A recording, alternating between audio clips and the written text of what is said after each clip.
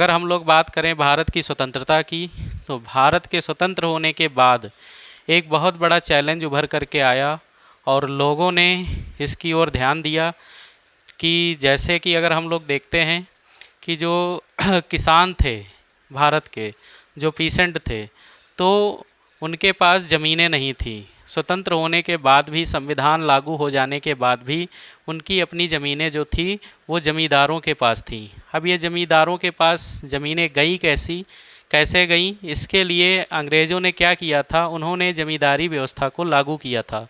इस ज़मींदारी व्यवस्था में क्या था कि एक व्यक्ति को कई सौ एकड़ ज़मीन दे दी जाती थी और वह व्यक्ति ज़मींदार कहलाता था, और ज़मींदार किसानों को वो ज़मीन देता था जिससे किसान उस पर खेती करते थे, फसल जो है पैदा करते थे, और उस फसल के बदले उन्हें ज़मींदारों को कर देना पड़ता था और वो कर ज़मींदार इकट्ठा करके अंग्रेज़ों को देते थे। तो कह सकते हैं इनडायरेक्टली वो पैसा जो है अंग्रेज़ों के पास जाता था और उसका कुछ हिस्सा ज़मींदारों को भी प्राप्त होता था।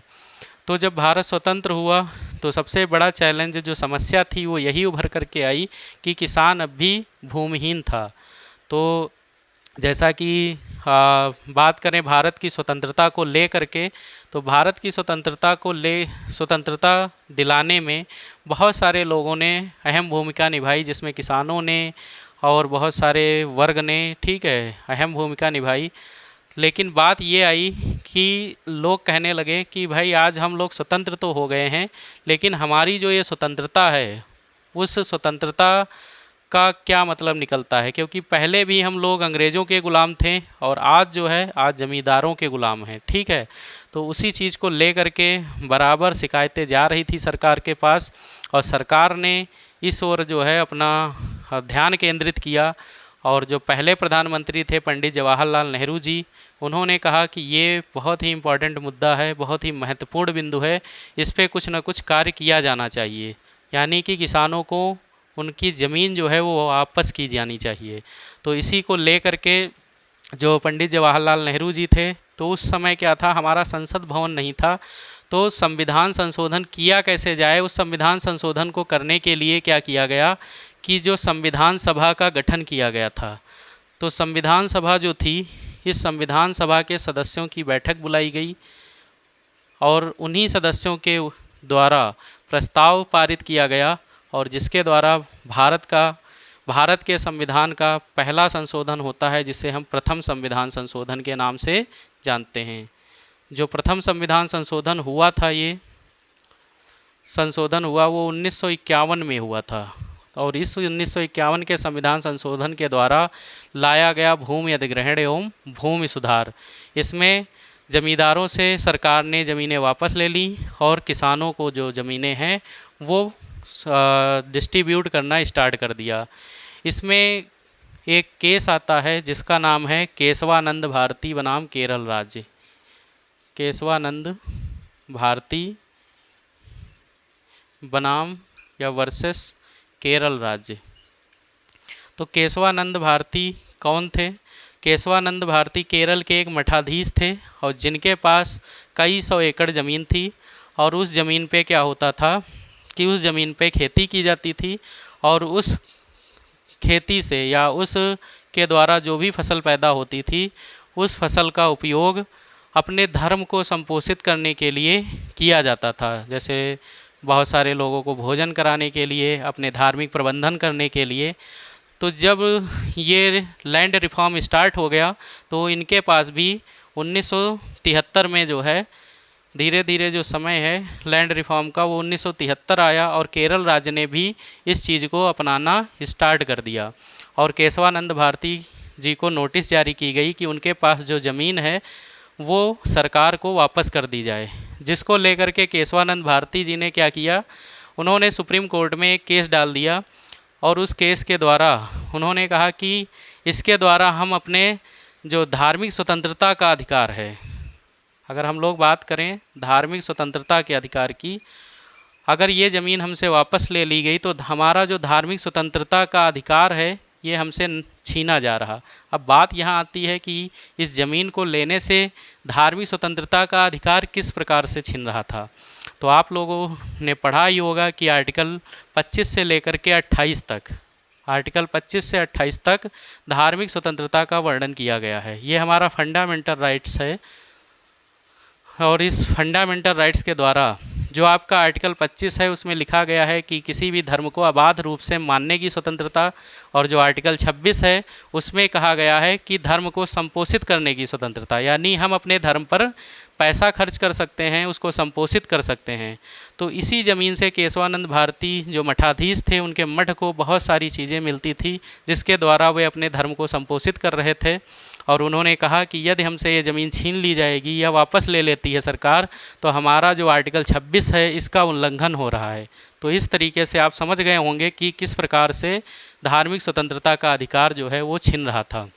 इस पे आज तक अगर देखा जाए तो सुप्रीम कोर्ट की सबसे बड़ी बेंच तैयार की गई, और उस बेंच में टोटल 13 जज थे, 13 जजों की बेंच थी।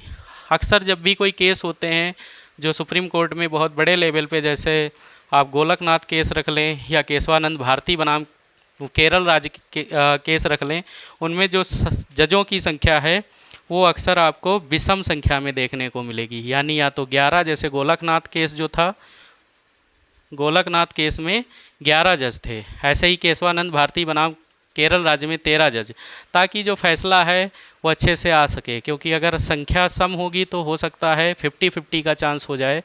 तो इसमें जो जजमेंट दिया सरकार ने वो 7:6 का जजमेंट आया, यानी 7 जो जज थे वो सरकार की तरफ फैसला दे रहे थे, और जो 6 जज थे वो केशवानंद भारती की तरफ फैसला दे रहे थे। आखिरकार ये केस तो केशवानंद भारती जी हार गए, लेकिन उसके द्वारा इन्होंने एक बहुत बड़ी कह सकते हैं कि हमारे संविधान में एक बहुत बड़ा परिवर्तन किया। और उस परिवर्तन को देखें तो कहा गया, जजों ने यह कहा कि जो हमारा संविधान का मूल ढांचा है, जो संविधान का मूल ढांचा है उसको हम नहीं बदल सकते हैं। यानी कि संविधान के मूल ढांचा से मतलब क्या है कि जो संविधान है उसमें हम लोकतंत्र को नहीं समाप्त कर सकते हैं। ऐसा नहीं कि हम राज्यतंत्र लागू कर देंगे, किसी की धार्मिक स्वतंत्रता नहीं छीन सकते हैं, जो हमें फंडामेंटल राइट्स दिए गए हैं उनको नहीं ख़त्म कर सकते हैं। धार्मिक जो सहिष्णुता है, यानी हम लोग पढ़ते हैं कि हमारे राज्य का या हमारे देश का कोई धर्म नहीं है, तो कोई भी सरकार आए लेकिन वो किसी भी विशेष धर्म को संपोषित नहीं कर सकता है। इस प्रकार अगर कोई आता है तो हम कह सकते हैं कि हमारे मूल ढांचे में परिवर्तन करने की कोशिश की जा रही है। इसको लेकर के सुप्रीम कोर्ट तुरंत उस चीज़ को मना कर देगी। जैसे मान के चलो, अगर कोई कोई सरकार आती है और वो कहती है कि हम लोकतंत्र की जगह तानाशाह या राजतंत्र लागू करेंगे, तो वो जो सुप्रीम कोर्ट होगा वो इस चीज़ को खारिज कर देगा। क्योंकि केशवानंद भारती बनाम केरल राज्य से सबसे बड़ा जो पॉइंट निकल के आया कि मूल संविधान में कोई भी परिवर्तन नहीं किया जा सकता है। यानी जो बाबा साहेब B.R. अम्बेडकर के जो सिद्धांत थे उनको हम नहीं बदल सकते हैं। इसी प्रकार एक बार अगर हम लोग बात करें तो जो एनजेक गवर्नमेंट के द्वारा लाया गया था, और ये 2015 में लाया गया था एनजेक, जब सरकार बनती है बीजेपी की। और एनजेक में ये कहा गया था कि जो जज हैं उनकी नियुक्ति एनजेक न्यायिक नियुक्ति पुनरायोग के द्वारा की जाएगी। इसमें देखा गया कि जो सरकार है उसका हस्तक्षेप जजों के नियुक्ति में आ रहा है, इसलिए उन्होंने एनजेक को समाप्त कर दिया। जजों ने भारत सरकार के खिलाफ ही केस कर दिया और इस चीज़ को खारिज कर दिया। कहा कि क्योंकि हमारे जो आर्टिकल 50 में कहा गया न्यायपालिका और जो न्यायपालिका है और कार्यपालिका, इसमें पृथक्करण होना चाहिए। कोई किसी को जो है उसमें हस्तक्षेप नहीं कर सकता, यानी न्यायपालिका में कोई भी गवर्नमेंट हस्तक्षेप नहीं कर सकती। तो ऐसे कोई भी अगर आगे मुद्दे आते हैं जो उसके मूल ढांचे में परिवर्तन करने की कोशिश करते हैं, तो उनको जो माननीय सुप्रीम कोर्ट है वो खारिज कर देगा। और वो किसकी देन थी? केशवानंद भारती बनाम केरल राज्य की। तो केस तो ज़रूर हार गए, लेकिन उससे हमें बहुत बड़ी चीज़ मिली कि भारत का जो संविधान है उसके मूल ढांचे में परिवर्तन नहीं कर सकते हैं। तो धन्यवाद दोस्तों।